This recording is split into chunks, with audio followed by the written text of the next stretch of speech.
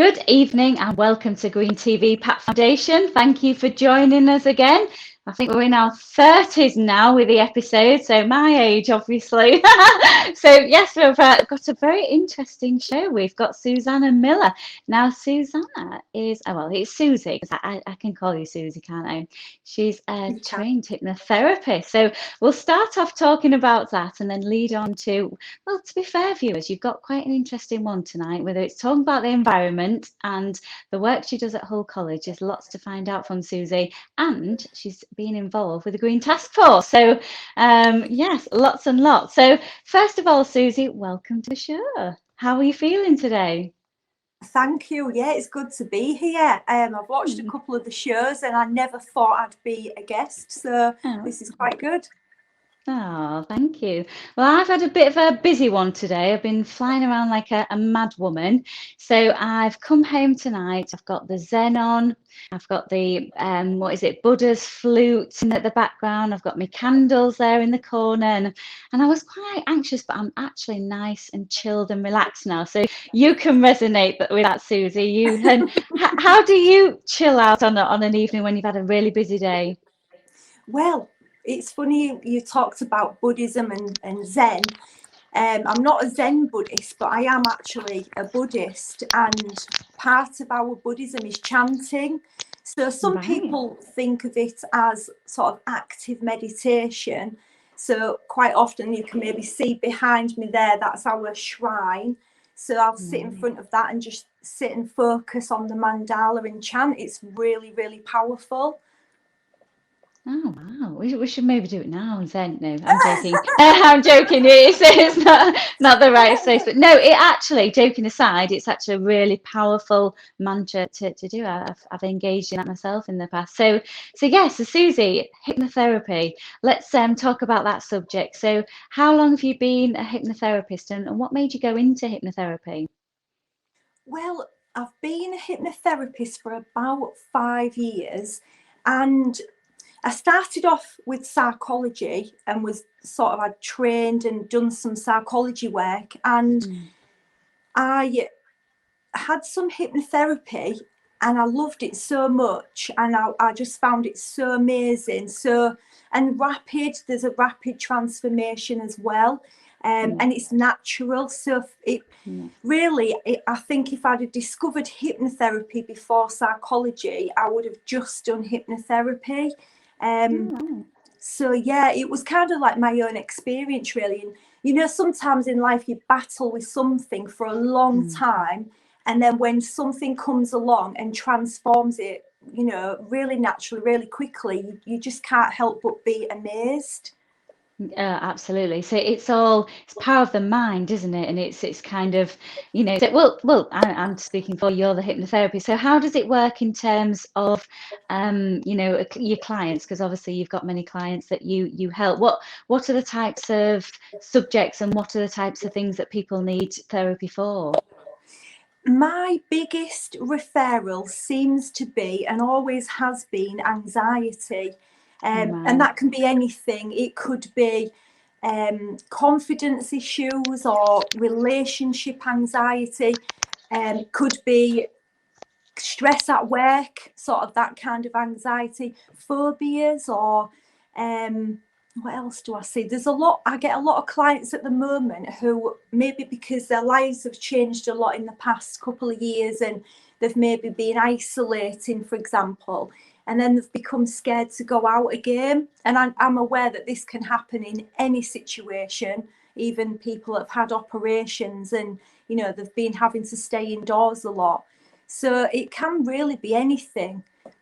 Do you think it's been heightened with COVID? Obviously, do you think it's brought out a lot more issues and anxieties with, the general public? Yeah, definitely. It's almost like, because people are naturally worried about their relatives, they're watching the mainstream media, so there's a lot of anxiety provoking information out there, and then there's the economy situation. So it all, from my perspective, it seems that people's anxiety levels have been heightened. Some people's, not everyone. And then, of course, that might trigger an old issue that they've been dealing with. And I get some people who have maybe never, in their opinion, they've never experienced anxiety before, but then all of a sudden now they are. So, you know, you can't always find out precisely what's caused that. There might be a few factors, but yeah, I don't think the last couple of years has helped some people. Yeah, that's definite. I mean, if that brings me nicely on to you know, you're joining part of the Green Task Force with the Preston site near Hull. I keep saying Hull. Obviously, you're a fellow Hull girl, so we have to say it without the H, otherwise we sound very posh. We sound very posh. Well, I get accused of that, but yeah, I mean, that leads very, you know, with the veterans and obviously some of the issues that they suffer with. So you've been out tree planting with Pat Foundation. You know, I think that's where our paths crossed originally, wasn't it? So tell, obviously we have a big veteran community that watch and support us, so thanks guys for that. Tell them how, you know, hypnotherapy could maybe help them and their issues.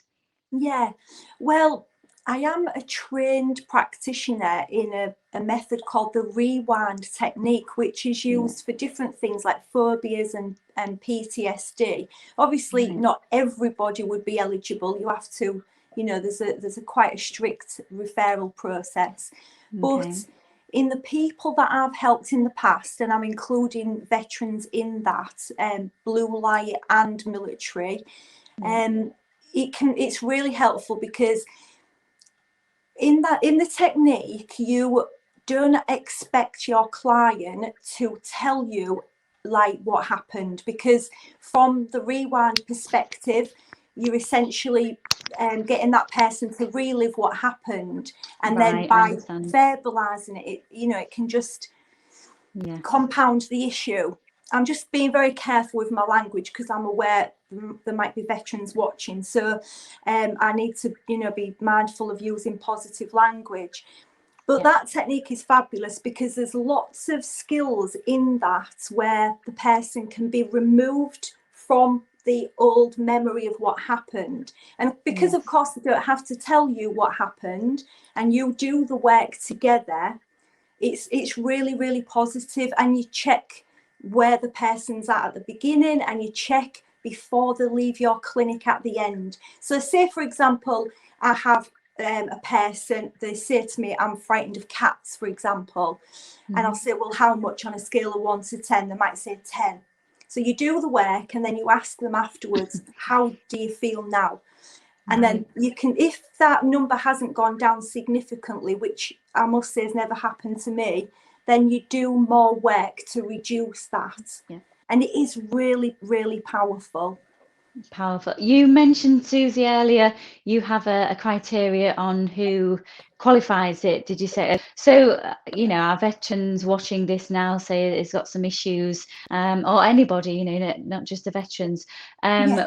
What if they were watching this would think, actually, I could do that, you know, I would. Is there a set criteria that you could share with us? Well, what I say to my clients is to just give me a call and we'll have a chat about your situation, maybe look at your past you know, experiences with mental health, for example. There's a couple of health questions you need to ask them. And then that'll help you to decide if it's right for that person at that time. But I'm also an NLP, like neuro-linguistic programming practitioner. And you can do the rewind if you think to yourself, this person's going to really benefit from help. You can use the rewind technique, but as an NLP, and just don't hypnotize them. And when I mentioned the cat situation, that's because a client came to mind actually, and it was a child, and she had a phobia of cats, and it was really bad. She would have like really severe reactions if she saw a cat or a dog. So I did one session with her, which I didn't hypnotize, I just did NLP. And then the next week when she came back, the problem had more or less gone away, but I did a hypnotherapy anyway. And next thing, a mum messaged me and said she's got a dog now. her own pet Oh dog. my God, So that's massive. Oh yeah. wow, well done. So gosh, your work's so rewarded in that sense, it must gosh, that's amazing. Wow. I don't actually know what more to, that's really, really good because you kind of there is a little bit of a taboo on the whole hypnotherapy. Some people say, oh, it's not going to work on me, or it's so I think there's an element of the person itself has to be, open to it and have to be susceptible and, to receive that. Do you think that's true, or do you think everybody and anybody that there is no barriers? What's your take on Do that, you know, Susie? that is a good question. Oh, And thank you. it's a really good question because in my experience, I've had maybe two people in all that time, one who thought they weren't hypnotized, but they were. I don't think this person was ready for treatment because it was smoking cessation. Now, I won't treat somebody unless I'm certain it's their decision. Yeah. Sometimes people are not honest and they might come because a partner's coerce them to come. Yeah. If they're honest about that, I'll say, save your money. I'm not charging you, but we're not going to continue. Unfortunately, some people, they maybe don't want to admit. So Right. this person, he was hypnotized, but he kept like bringing himself out of it. And in the end, I had to end the session because it was not working for either of us. So that's one person. Another person, it was very difficult to get them under, and they were only in a light trance, but we still created transformation. But why I think it's really interesting is because I'm trained as a clinical hypnotherapist. I'm not a stage hypnotist. And No, I personally have, go I on, was going to sorry. ask you. No, I was just going to say that brings me on to the next bit, actually. So, you carry on, Susie. Yeah, I've not really engaged in any sort of stage hypnotism. I can't watch it on the telly. It's like a sort of busman's holiday sort of thing. And I personally, this is my personal view, I don't agree with stage hypnotism because you might trigger something in someone and then they're just left afterwards. So I personally feel it's irresponsible, but that's just my view. But there are people, I've heard anecdotal evidence of people saying that they resisted, but they still were hypnotized. I've been That's taught interesting. that that's not possible, but then I've read other stuff that says it is. So I don't know, and I'd love to learn more about that. Right. And everybody's different. What works for somebody might not work to somebody else. So it is, dependent on the individual. But I was going to bring that sort of point up is I think that when you mention hypnotherapy, I mean, what you're trying to do, and correct me if I'm wrong, Susie, is therapy is actually help people change their mindsets, rehabilitate them, in whatever shape or form. You do tend to have this power of the media, let's face it, it's the way of the world. And you have this, I did initially that whole, who is it? Is it Paul McKenna? Is he the hypnotized, and he's getting people to bark like dogs and do other like weird things. So, I mean, that's that's not beneficial. That's purely for an entertainment purpose. So, there is a definitive, obviously, difference there. So, Absolutely, and something that might be worth mentioning now for the audience, actually. You mentioned Paul McKenna. Now, I've not watched him in stage hypnosis, but I have read one of his books, which is fabulous, and I can recommend it to anyone. In fact, I gave it to somebody. It's called I Can Make You Sleep. He's got a series of books, I Can Make You Happy, I Can Make You Sleep. Now, how I came across that book was I was taught how to treat people for sleep disorder in my college. But that was only if you could find a reason for the insomnia, for example, anxiety or depression. And I had a client, I couldn't find any cause for this insomnia issue, but it was really serious. Well, it was affecting her life a lot. And oddly enough, at the time, I was living with sleep disorder myself, but I'd lived with it for about 10 years and I just was used to it. And so I thought, well, at the time, I'll be honest, I just moved back to Hull and I didn't have a lot of money. And I thought, well, I need to crack this case really, and I can't really afford not to take the job on. So I thought I need to just learn as I'm going along. So I bought his book thinking I'll be able to teach, you know, everything I learn, I can impart on this client. Yeah. Well, in the course of reading the book, I cured my own insomnia very quickly. I think within less than a week.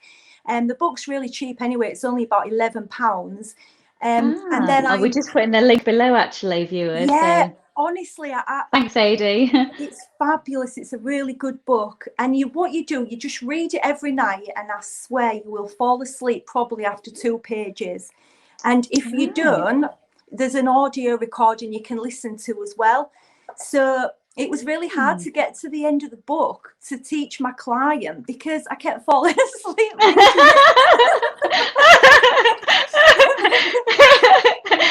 Well, that's recommend. You should write Paul McKenna a letter or an email or something and say, because that, you know, that's good feedback. But I mean, there's no more recommendation than that, and that would be a good tool for a lot of people struggle to sleep in this modern day world. I'm fortunate with my you know, meditation. I have a cleansing ritual that, you know, every single day, and I do sleep very well. And if I don't, I drink red wine, so that tends to kind of work. It's probably I need hypnotherapy for that, Susie. But no, joking aside, that would actually really benefit people quite a lot. So thanks for bringing that up. That's we've the link below. So I mean, what a great way to study and, you know, learn and then pass that on. So. That's really sort of interesting. So tell our viewers more on how you're going to get involved, obviously, at the Preston site, because we've got big plans and, you know, you're going to be a part of it. So tell everybody what the plan is. Well, the plan is that, because I've obviously got an interest in the environment, for me, it's about, how can I say it? It's about obviously about the trees, but it's about spaces for the animals, somewhere to live. And I've forgotten, because it's late now, I forgot what I was trying to say. It'll come back to me in a minute. But I've got an interest in growing vegetables and herbal medicine. So I'm going to go to college and because obviously I've got over 20 years therapeutic experience, because I've done other therapies apart from hypnotherapy. So the plan is to do a day a week at college to learn the horticulture and maybe sort of be an apprentice with your horticultural experts. But then we can combine all of my therapeutic skills so that I can then work with the veterans in a sort of horticulturally therapeutic way. Did I say that right?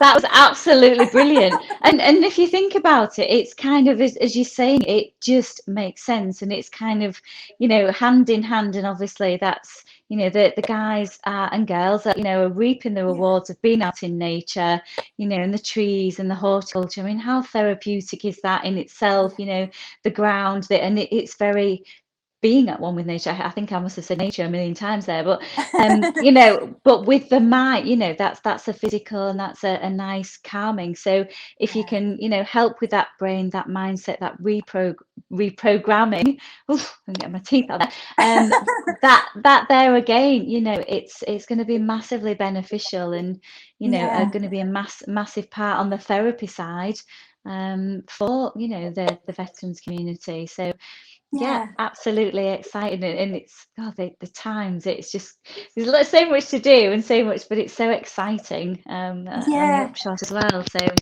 and what I like, I mean, as you know, I've worked now with Andy for a couple of years, you know, sort of doing different things.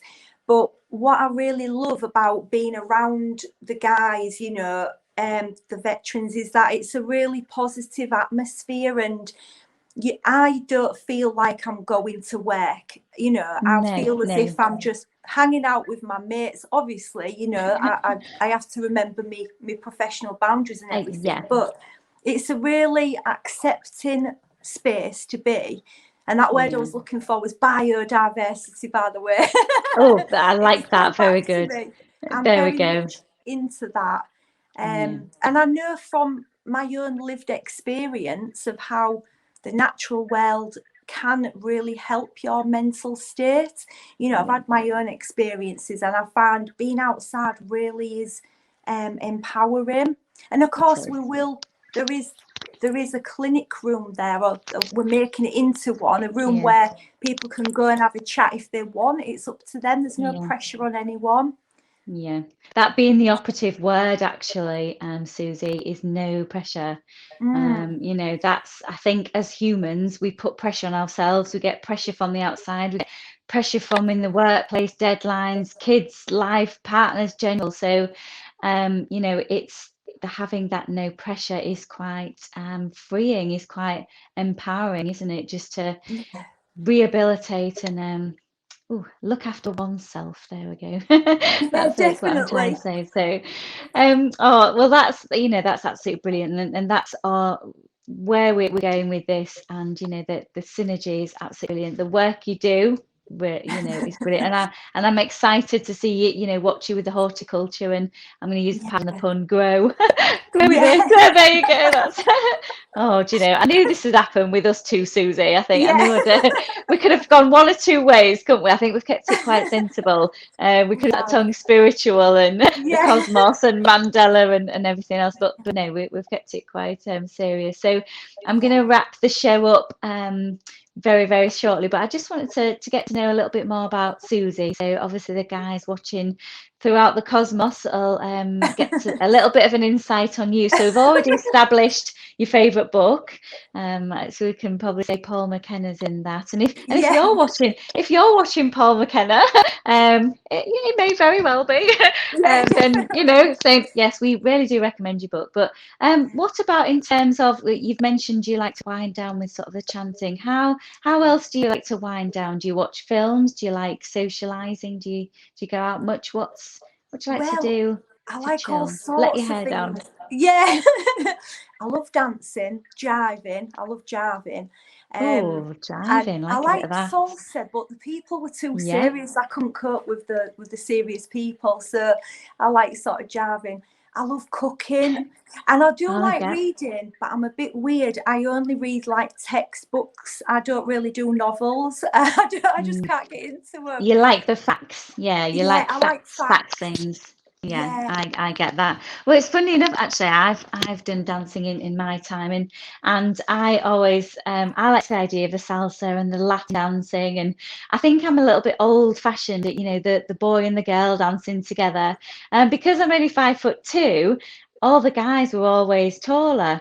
So I ended up dancing with a little old lady, because she was the only one about my height, and I'm there trying to, you know, wiggle my hips and go for it. And I think I probably nearly killed her. So I only had a couple of sessions with that. So if anyone's watching out there, I'm looking for a 5'4", maybe 5'5", male dancing partner that can dance. So, but no, it's very freeing, is dance. I had a conversation with a lady, another therapist, and you know, she says music it is for the soul. It can make us feel happy. It can make us feel sad. It's a big, powerful tool, isn't it? So, what's your favourite music? What's your go-to music? I love world music. So I've got Sega music from Mauritius. I've got Russian music. I've got music in all different languages. And what I love is that some of it, well, most of it, I ain't got a clue what they're singing about, but it doesn't matter. It just sounds brilliant and lifts your soul. Yeah. And then I love it when I can learn the words, even though I don't even know what I'm singing. And I can sing. And I always think, oh, my neighbours will think I'm bilingual and I know loads of languages. I don't know any. But it sounds good. All right, we might It have to have a sounds session good, of that. yeah. We might have to at the we might have to have one maybe like on a Friday afternoon. We'll Yeah. get the different sort of music, because it is, it's different cultures and different things represent it, Yeah. it's good. I've got a wide range of music taste myself, and funnily Yeah. enough, I've started listening to some of Beethoven's. Now it's not my cup of tea, but Yeah. in the frequency, in the hertz value, hertz frequency, sorry, he actually wrote a lot of his symphonies to appeal to a certain emotion. It Oh, can make you wow. cry, it can make you happy, it can make you sad. And Yeah. so back in the day, so they've been doing this for obviously decades, hundreds and hundreds of Yeah. years. So music is very powerful. Maybe we should have Oh, that. Maybe yeah. you could do that as a session. Yeah. I'll Have join you on a that. little dance, let's do a freestyle. In fact, I've just met a Yeah. friend from the NHS. I was in town on Humber Street. It's fabulous down there. I know it's a bit Yeah, expensive, it like, is. but I saw I Yeah. saw in this room there was all these people. I think it's like a pop-up gallery or something, and there was all these Wow. people dancing in, like, doing unusual dances. So I just walked in, ended up joining in these sessions. I don't know what you call it, contemporary dance or Oh, something. It yeah. was Yeah. unusual. And then just got chatting to this lady, and I said, "Do you fancy a coffee?" And we've been like best of friends ever since.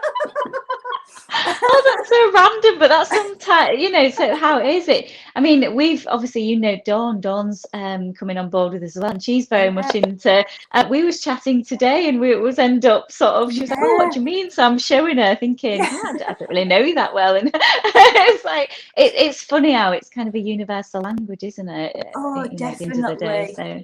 Yeah, Oh, definitely. that's really funny. So what's the plans for the rest of the week? Have you got a bit of work? Have you got anything exciting for the weekend? Um, Well, partly me and my family were just building some raised beds in my dad's garden so we can Oh, plant nice. vegetables. So, like, Brilliant. I rent my house, so it's pointless doing it here because you never Yeah. know what will It's not happen, do you? yours. Yeah. No. So we're going to invest in my dad's garden because it's his house, and sort of share. Oh, And then I'm oh, in charge of herbal medicines because I got a bit obsessed reading books in lockdown on herbal medicines. Another book I can recommend called The Mad Diet. It's not got anything, I've it's heard of not about that. losing weight. Yeah, it's really, No, really it is. good. I've heard of it. Yeah, I've heard It's of that. I'm brilliant. into that myself. Ah, Yeah, right. it sort of teaches you about vitamins and, why the food nowadays doesn't give you all the vitamins it used to years Yeah, ago, and how to sort of get around that. I yeah, mean, now I mostly buy organic, which sounds really posh, but it's not, because it's not that, the price is not that much different to like ordinary veg, but you're getting so mm, much more. Just means you've got to yeah, eat it quicker though, because it goes off. yeah. Which But is, I yeah, can live I with have a that. plant-based diet. So yeah, I have a plant-based diet. So I'm on the same page in that, it's you are what Yeah, you eat, and you need those nutrients as humans, don't you? It's absolutely. Oh, that well, and lovely that you can do that as a family. That's Yeah. bringing you guys together, and that's a lovely. And it's set to be nice weather at the weekend, so Oh, which will good. help. Although you obviously can plant come rain or shine. It's as the Yeah. military guys, it's skin's waterproof. That's it, and Yeah. and so yeah, I've learnt that little trick along the way. So well, thanks ever so much for coming on the show, Susie. It's been a pleasure talking to you. Super excited to work with you in the future as well, and I'm sure we'll have lots of fun salsa dance even at Preston, no doubt. So that's for another show. So watch Yeah. this space, eh? Yeah, Oh. definitely. Oh well, thanks ever so much for joining us, Susie. I've had a No, great time. thanks for inviting me, honestly. And thanks, really. I just say this, but thanks to Andy, really, because he's given me Yeah, such an opportunity, yeah. and I've loved working for him. And I know I'll be embarrassing him now, but, He won't. I'm He'll really, love it. really pleased, He'll love because he's it. really helped me, honestly. Oh, yeah, definitely.